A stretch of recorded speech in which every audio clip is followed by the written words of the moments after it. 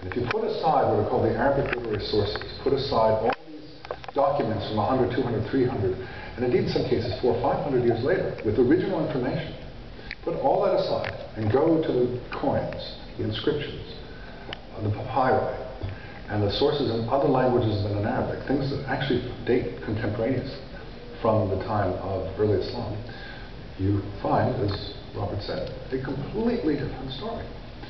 And it is this scholarly effort that's been going on since a seminal article came out in 1880 that has been obscure. I doubt many of you know about it. And that Ibn Barak has made efforts to get to the general public, and now Robert has made. And it has deep significance for Islam. It is comparable to the, it is a spin-off. 1880 was the original article. It was a spin-off of what was called the higher criticism, the scholarly inquiry, particularly to Judaism and Christianity, in the 1860s, 70s, that had deep impact on Judaism and Christianity. And as a by-the-by, a few scholars, mainly German-speaking, wrote about Islam as well. And it grew, and it grew, and it grew, and here we are today. Next question. What does this mean? Well, I think in the first place, it's simply a question that is worth asking, just like the quest for the historical Jesus or all the historical investigations that have been done by historical critics of Judaism and Christianity for the last several centuries. Islam has been uniquely exempt from that kind of historical examination.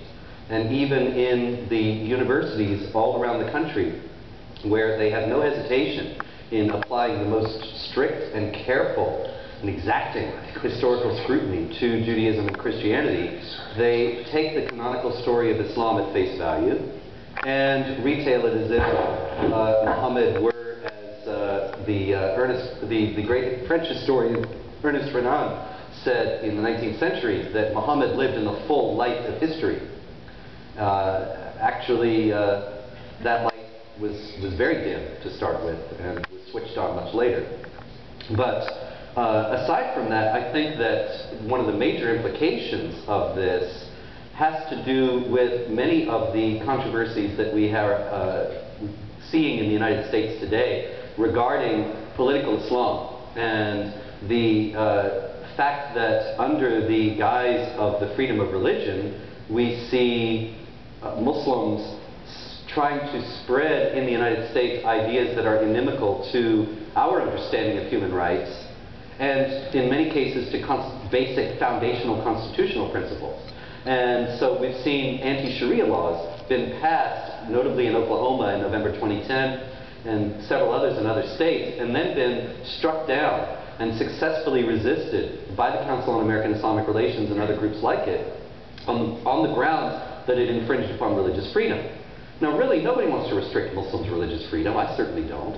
I don't care, as Thomas Jefferson said, as we all know, because I heard it from so-and-so who heard it from so-and-so. And he said that I don't care if my neighbor has one God or 17, it neither picks my pocket nor breaks my leg. And I don't care if my neighbor wants to read Quran and pray to Allah. It neither picks my pocket nor breaks my leg, unless he thinks that the Quran and Allah are telling him to pick my pocket and break my leg. And that's where it becomes a matter of concern to me. And so in other words, none of us here would have any concern about Islam any more than we have concern for Confucianism or Buddhism or whatever, unless we're Confucians or Buddhists, were it not for the fact that it infringes upon us, impinges upon us. And so we have to make a distinction between the political and the religious within Islam and understand that there is a political agenda that is supremacist, is authoritarian, and is contrary to constitutional principles in many ways. If we were to understand, if there were to become a general understanding, and I think this is a quixotic hope, but I will express it nonetheless, if there were to be a general understanding dawning in the public sphere that there is a political aspect to Islam, then I think that we could lawfully restrict it on the basis of protecting the Constitution as it stands. and not infringing upon the religious freedom of Muslims any more than outlawing polygamy was considered to be infringing upon the religious freedom of Mormons. But the idea that Islam has a political aspect that is different from the political aspect that resides in Judaism or Christianity or any other religion, that is so dimly understood today.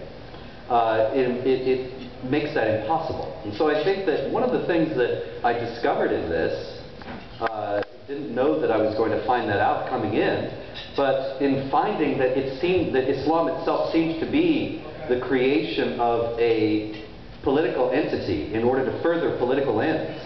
If that were to become something that was widely discussed, I think it would have could do a great deal of good for our defense against Islamic supremacism in the United States today.